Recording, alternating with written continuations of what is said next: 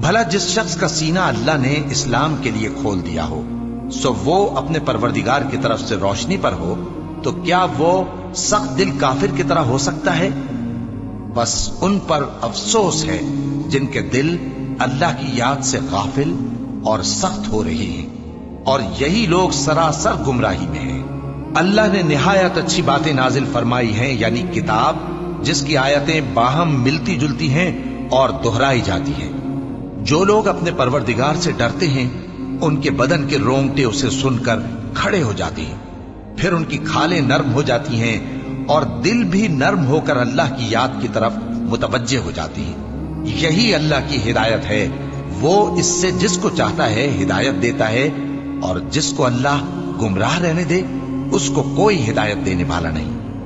بھلا جو شخص قیامت کے دن اپنے چہرے پر برے عذاب کو روکتا ہو، کیا وہ ویسا ہو سکتا ہے جو چین میں ہو؟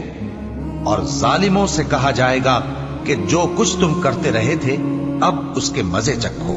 جو لوگ ان سے پہلے تھے انہوں نے بھی تکذیب کی تھی، تو ان پر عذاب ایسی جگہ سے آ گیا کہ ان کو خبر ہی نہ تھی۔ پھر ان کو اللہ نے دنیا کی زندگی میں رسوائی کا مزہ چکھا دیا، اور آخرت کا عذاب تو بہت ہی بڑا ہے۔ کاش یہ سمجھ رکھتے۔